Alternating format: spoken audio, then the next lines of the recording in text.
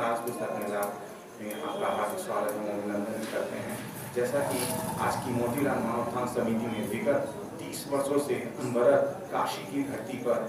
लगातार इस बनारस पुस्तक मेला को लगाते हुए ज्ञान को प्रसारित कर रही है और टेक्नोलॉजी के क्षेत्र में भी मतलब संस्था अच्छी काम कर रही है, जिससे कि भारत नहीं पूरे विश्व में इसका एक सकारात्मक संदेश जा रहा है। आज का हमारा टॉपिक है कि भारतीय न्याय व्यवस्था। भारतीय न्याय व्यवस्था विश्व की एक धीमी न्याय व्यवस्था है, जिसमें कि ये कहा गया है कि 100 दोषी भले छूट जाएं, लेकिन एक निर्दोष को भी सजा नहीं होनी चाहिए। ऐसे ही एक आज ही के हाल ही के मुद्दे में जस्टिस D.वाई. चंद्रचूड़ ने जब सरकार के इस फैसले पर रोक लगाई कि ईडी बिना सुप्रीम कोर्ट की इजाजत के किसी को भी हिरासत में नहीं ले सकती, तो इसे ये मीडिया द्वारा या लोकतंत्र में ये कहा जा रहा है कि सरकार को सुप्रीम कोर्ट कहीं ना कहीं अपने शिकंजे में ले रही है। सरकार की कुछ ऐसी नीतियाँ जो इस बात को दर्शाती है कि आप किसी व्यक्तिगत या सामाजिक भावना को अपने निजी हित के लिए ठेस नहीं पहुँचा सकते, या ऐसी परिस्थितियों को आप जन्म नहीं दे सकते जिससे समाज का संतुलन और राष्ट्र की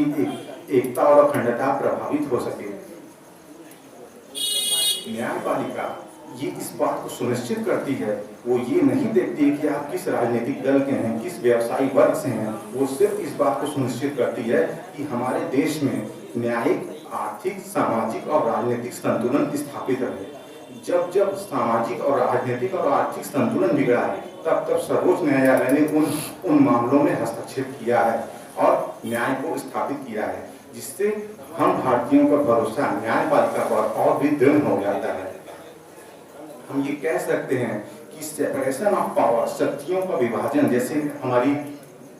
लेजिस्लेचर है, जुडिशरी है, एग्जीक्यूटिव बॉडी है, ये तीनों का एक संतुलन ही भारत के लोकतंत्र को मजबूत बनाता है, जो पूरे विश्व में एक अद्वितीय शक्ति के रूप में उभर रहा है। आज भारत विश्व की 5वीं सबसे बड़ी अर्थव्यवस्था है, तो इसका प्रमुख कारण है कि भारतीय लोकतंत्र पूरी दुनिया में तेजी से अपने पैर पसार रहा है और वो अपने नेतृत्व के लोहे को पूरे विश्व के सभी देशों को मनवा रहा है। इससे ये स्पष्ट होता है कि भारतीय न्याय व्यवस्था, मैं मानता हूँ बहुत उचित तो नहीं है, समय के साथ इसमें कुछ परिवर्तन होने चाहिए, लेकिन मूलभूत परिवर्तन इसमें सर्वोच्च न्यायालय ही कर सकता है और उसके इस अधिकार को कोई छीन नहीं सकता, या कोई राजनीतिक दल या कोई केंद्रीय या राज्य की सरकारें इसमें हस्तक्षेप करने का अधिकार नहीं रखती हैं। जैसा कि एक केस में कहा गया था, सुप्रीम कोर्ट ने सरकार को कहा था, ठीक है आप संविधान के किसी भी भाग में परिवर्तन कर सकते हैं, लेकिन मूल ढांचे में परिवर्तन नहीं होगा। तब सरकार द्वारा कि सुप्रीम कोर्ट से पूछा गया था कि मूल ढांचा क्या है, तब सुप्रीम कोर्ट ने कहा कि हम इसको समय आने पर बताएंगे, what is the fundamental and basic structure of the Indian constitution. धन्यवाद।